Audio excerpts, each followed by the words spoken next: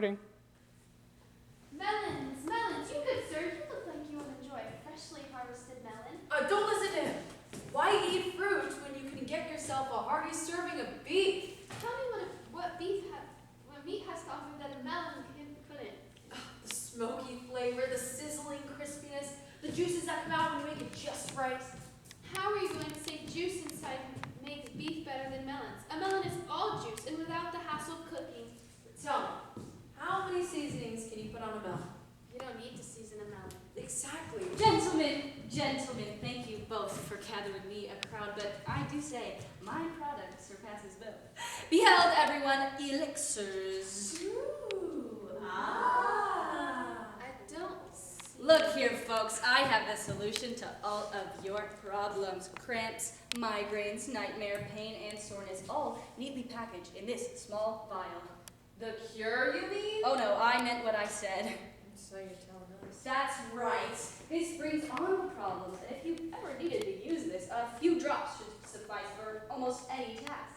But why not cure the ailments instead? I'm an alchemist, not a doctor. Besides, these are worth more than any cure would get you.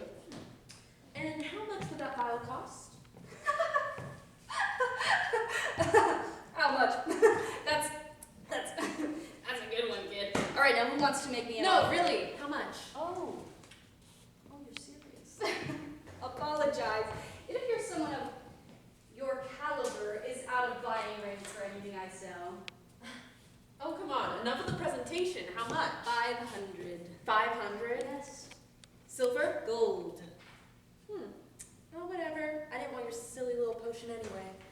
How about a nice juicy melon instead? Or cut beef. Hey, I saw it first. No, I did. Ahem! I thank you, gentlemen, for gathering me a crowd. I'll take it from here. Ladies, gentlemen, and all else, open your ears and behold our grand spectacle. I must say you all are astronomically lucky to be here, for it is time for the 5 bards to put on another show. 5 bars? I never heard of them. Neither have I. Well, now that you have so rudely taken the spotlight, go on. Show us what you got, kid. I tell you, I can make a tale out of anything. You, sir, what do you sell? Melons. Nothing but melons. That's what I've been saying this whole time. How entertaining. Melons. Go on, Bart. Tell us about the wonders of the melon. As you wish.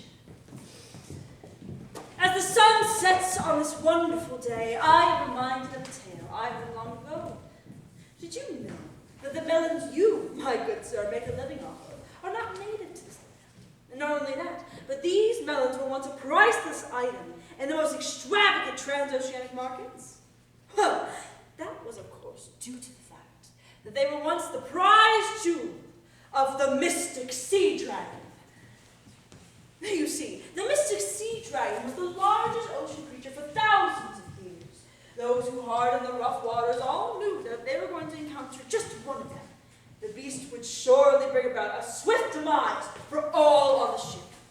After years of protecting the seas, there was an adventuring crew that decided that their next challenge would be to visit the home of the dragon. Scholars had marked where it always seemed to return, and so the crew set their sights there. A forgotten island, removed from many sailors' maps. Weeks and weeks they spent in the water, but finally, they had navigated to the home of the mighty beast. They docked their ships on the sand and all ran down the beach in search of any treasure that they could bring home. Deep in the jungles of the island, formed by fallen trees and cracked boulders, lay the dragon's nest. Adventuring inside, they saw huge, green, striped eggs, the size of horse carts. After some inspection, the explorers decided to cut one open. Instead of the typical yellow yolk the men were expecting, there lay a spongy network of soft, red webbing. Stepping further in, they saw what they thought to be the fruit seeds, measuring almost a foot in length. It was only after grabbing the first one that the sailors noticed. Oh, this wasn't a seed. No, not at all. It appeared to be an intricate wood carving of a baby dragon. The crew packed a few in their bags and began to make their way back to the ship. That's when they saw him. The legendary beast himself,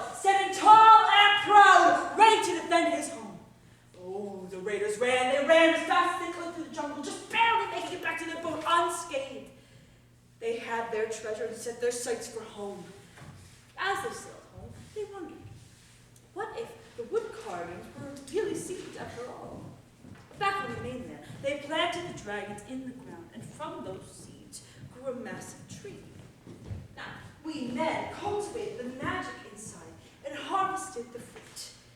Time went on, and the once mysterious melon became a common household name. They say we started harvesting those melons small, because if we let them cultivate any longer, the seeds would grow into the mythical beasts they were always meant to be. Does that suffice, my utmost friend? Fine, I suppose you could tell a story about anything.